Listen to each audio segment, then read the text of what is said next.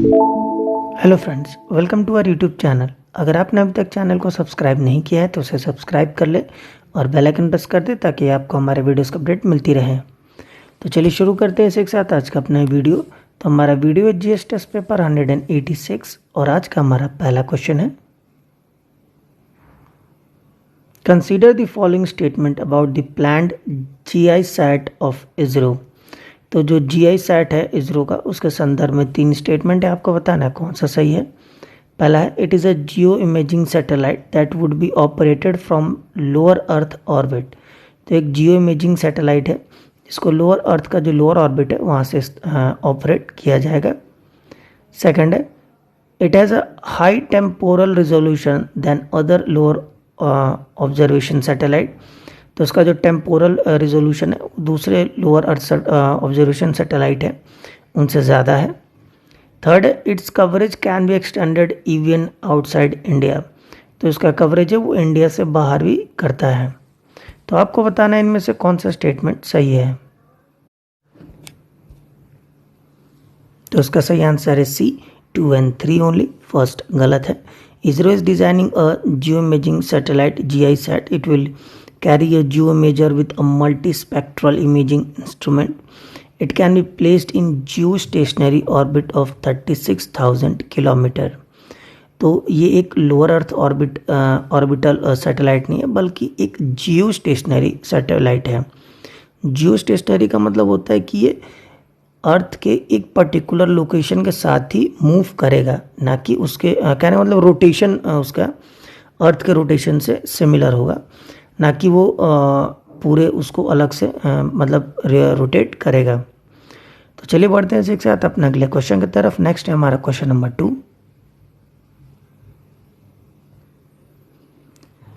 Eddington experiment sometime seen in the news is related to. तो Eddington experiment काफ़ी समय खबरों में था। तो आपको बताना है किस चीज़ से जुड़ा हुआ है ये वर्ड।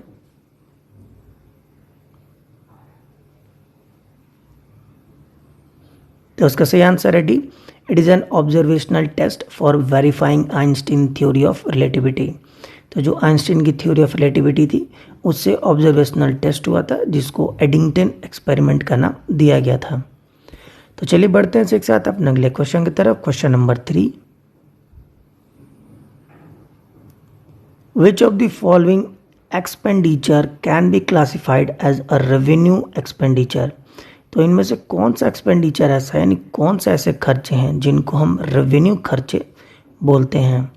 आपका ऑप्शन है, पहला है loan given to a local bodies, second है subsidies of fertiliser on fertilisers, third है grants given by centre to states और फोर्थ है charged expenditures of the central government.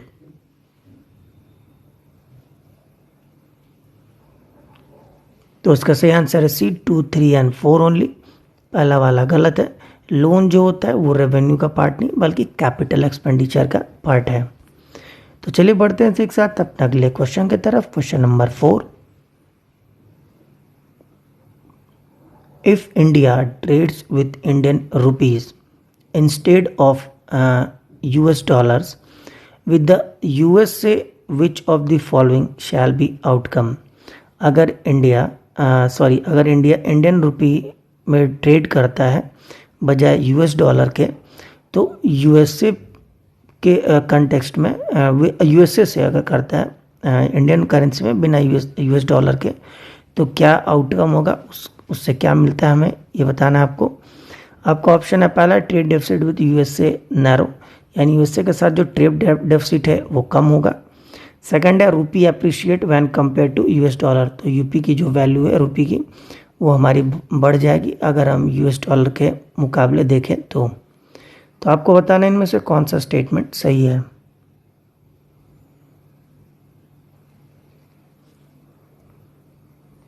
तो उसका सही आंसर है बी, 2 ओनली, सिर्फ सेकंड सही है। Even if India trade with rupee instead of US dollar, import and export में get affected but it cannot predicted that the trade deficit shall decrease, it may or may not। तो ऐसा नहीं है कि India अगर US dollar के बजाय अगर इंडियन करेंसी में डील करना शुरू कर दे USA से, तो उससे इंडिया का जो ट्रेड डेफिसिट है वो कम होगा।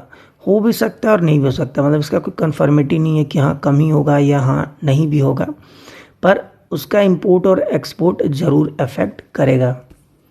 तो चलिए बढ़ते हैं इसी के साथ अपने अगले क्वेश्चन की तरफ। Question number 5, in which of the following scenarios a country will impose countervailing duty on imports. तो किस सिनेरियोज में, किस समय कोई कंट्री काउंटरवेलिंग ड्यूटीज लगाती है इंपोर्ट पे। आपका ऑप्शन है, पहला है when an exporting countries gives more subsidy to the exporter to reduce the cost of production and makes export at cheaper rate. यदि एक्सपोर्टिंग कंट्री जो है वो सब्सिडी किसी तरीके की छूट देती है एक्सपोर्टर्स को ताकि जो उनका कॉस्ट ऑफ प्रोडक्शन है वो कम हो सके और इस तरह से जो उनका एक्सपोर्ट है वो सस्ता हो सके। सेकंड है when a country is selling goods in foreign country at a price lower than that in the home country। या यदि कोई कंट्री कोई सामान बेच रही हो किसी विदेशी मुल्क में उस प्राइस पे जो कि उससे कम के प्राइस में उसके अपने कंट्री में बिकती हो। तो आपको बताना है इनमें से कौन सा स्टेटमेंट काउंटरवेलिंग ड्यूटी के संदर्भ में सही है।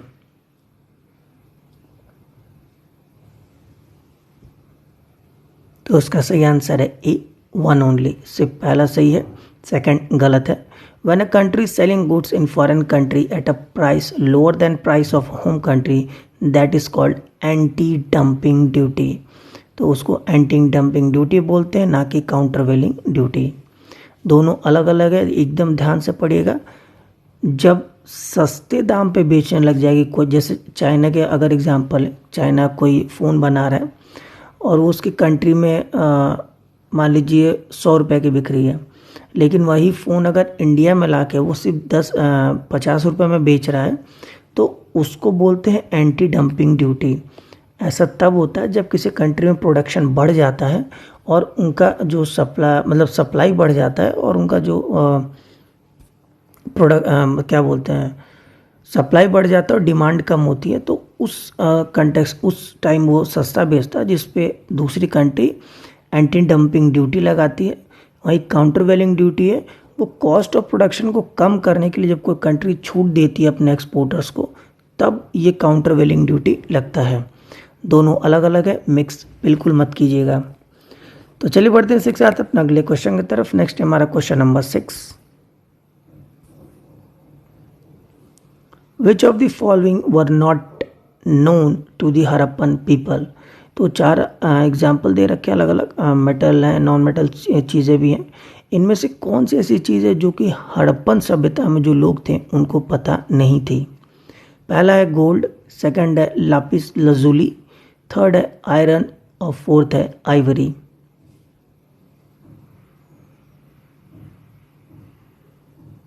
तो उसका सही आंसर है बी, 3 ओनली, यानी कि आयरन ऐसी चीज़ थी जो हड़प्पन सभ्यता के लोगों को नहीं पता थी। इसके अलावा ये सारी चीज़ों को जानते थे।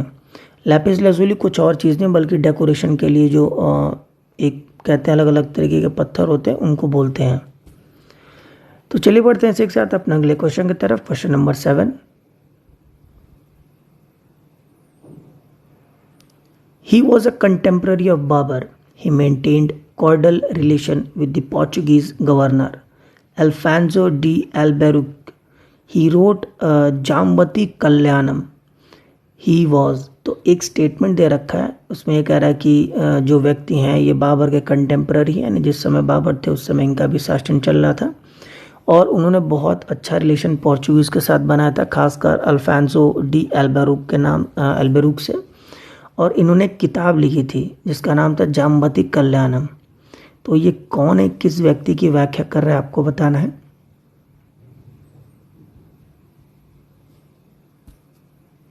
तो उसका सही आंसर है सी, कृष्णदेवराय। ये विजयनगर एम्पायर के सबसे प्रसिद्ध राजा थे। तेनालीरामन, आई होप आप लोगों ने पढ़ा हो, तो ये वही है। He was the second king of Tuluva dynasty who further strengthen the empire and brought prosperity to its citizen. तो ध्यान दीजिएगा, विजयनगर एम्पायर में अलग अलग डायनेस्टी थी जिसमें से कृष्णदेवराय तुलुवा डायनेस्टी से बिलोंग करते थे। और एक ये वर्ड दिया हुआ है अल्फांसो डी एल्बेरुक, ये इन्हीं के नाम पे आप एक बहुत प्रसिद्ध आम है गोवा महाराष्ट्र में काफ़ी है, अल्फांजो आम। तो ये अल्फांजो आम इन्हीं के नाम पे वो रखा गया है। तो चलिए बढ़ते हैं इसी के साथ अपने अगले क्वेश्चन की तरफ। Question number 8, consider the following statement. दो स्टेटमेंट है, आपको बताना है कौन सा सही है। पहला है, both Buddhism and Jainism recognised the cycle of birth and rebirth. तो जैन और बुद्धिज्म दोनों ही साइकिल ऑफ बर्थ और रीबर्थ का, यानी जन्म और पुनर्जन्म का जो साइकिल है, इसको मानते हैं। सेकंड है, Jainism emphasized monistic existence as a necessary condition of salvation, whereas Buddhism emphasized righteous action as the means to attain the self-realization। तो अगर जैनिज्म की बात करें तो ये मोनेस्टिक एग्जिस्टेंस की बात करता है साल्वेशन अटेंड करने के लिए, यानी कि मुक्ति प्राप्त करने के लिए। वहीं अगर बुद्धिज़्म की बात करें तो ये राइटियस एक्शन यानी सही कार्य को पर जोर देता है सेल्फ रियलाइजेशन अटेंड करने के लिए। तो आपको बताना है इनमें से कौन सा स्टेटमेंट सही है।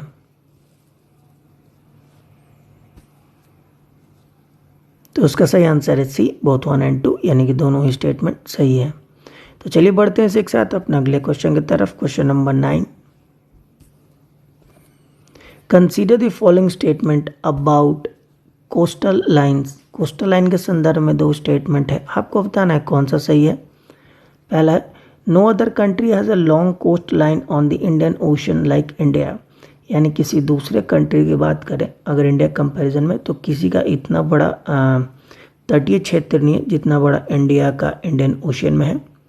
सेकंड है, Andhra Pradesh state has the longest mainland coast line in India. तो आंध्र प्रदेश के पास सबसे बड़ा मेनलैंड कोस्ट लाइन है, यानी सबसे बड़ा तटीय क्षेत्र है इंडिया में। आपको बताना है इनमें से कौन सा स्टेटमेंट सही है।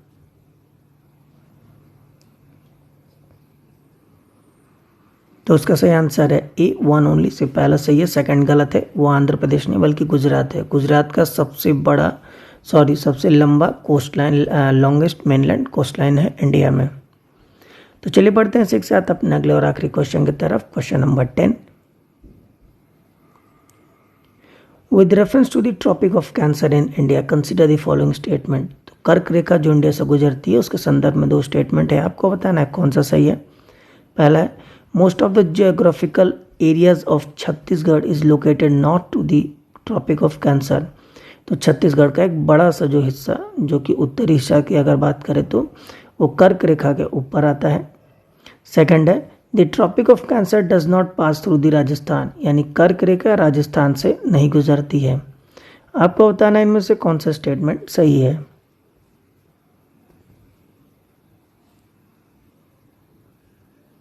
तो उसका सही आंसर है डी, नीदर 1 नॉट 2, यानी कि दोनों स्टेटमेंट गलत है। छत्तीसगढ़ का उत्तरी भाग नहीं बल्कि जो उसका बड़ा हिस्सा है वो कर्क रेखा के दक्षिणी हिस्से में आता है। वहीं अगर कर्क रेखा गुजरने की बात करें तो हाँ, वो राजस्थान से गुजरता है। सेकंड स्टेटमेंट गलत दिया हुआ है। ये टोटल 8 राज्यों से गुजरता है, जिसमें सबसे पहले गुजरात है, फिर राजस्थान, मध्य प्रदेश, छत्तीसगढ़, झारखंड, वेस्ट बंगाल, त्रिपुरा और मिजोरम। ये 8 राज्य हैं जिनसे कर्क रेखा हमारी गुजरती है। फ्रेंड्स, इसी के साथ आज का हमारा वीडियो समाप्त होता है। जाने से पहले हम आपको हमारा लास्ट वीडियो यानी जीएस टेस्ट पेपर जो 185 था हमारा, उसका जो क्वेश्चन ऑफ द डे था उसका आपको आंसर बता देते हैं। तो क्वेश्चन ऑफ द डे था हमारा, as per the recent geological survey report which one of the following state has the highest deposit of graphite in India. तो हालिया जो जियोलॉजिकल सर्वे रिपोर्ट थी हमारी, उसके मुताबिक किस राज्य में सबसे ज़्यादा ग्रेफाइट डिपॉजिट जमा है। तो उसका सही आंसर है बी, अरुणाचल प्रदेश। अरुणाचल प्रदेश में 43% है, वहीं जम्मू कश्मीर में 37%, झारखंड 6% और तमिलनाडु में 5% डिपॉजिटेड है। तो चलिए इसी के साथ जाने से पहले आज का यानी जीएस टेस्ट पेपर 186 का जो क्वेश्चन ऑफ द डे है हमारा, वो आपको हम बता देते हैं। तो आज का हमारा क्वेश्चन ऑफ द डे है, which of the following plate is or are a part of Gondwana land. तो इनमें से कौन सा प्लेट है जो कि गोंडवाना लैंड का हिस्सा है, आपको बताना है। आपका ऑप्शन पहला है साउथ अमेरिकन प्लेट, सेकंड है African plate, third Indo Australian plate, या फोर्थ हमारा अंटार्कटिकन प्लेट। तो नीचे कोड दे रखा है, आपको बताना है कि कौन कौन सा प्लेट गोंडवाना लैंड के हिस्से में आता है। तो फ्रेंड्स, इसी के साथ आज का हमारा वीडियो समाप्त होता है। जाने से पहले अगर आपको हमारा वीडियो अच्छा लगा हो तो इसे लाइक करें, शेयर करें और हमारे चैनल को जरूर सब्सक्राइब करें। साथ ही आप हमें नीचे कमेंट बॉक्स में हमारे क्वेश्चन ऑफ द डे का आंसर ज़रूर दें। तब तक के लिए मिलते हैं आपसे अगले वीडियो में। Thank you for watching and bye bye.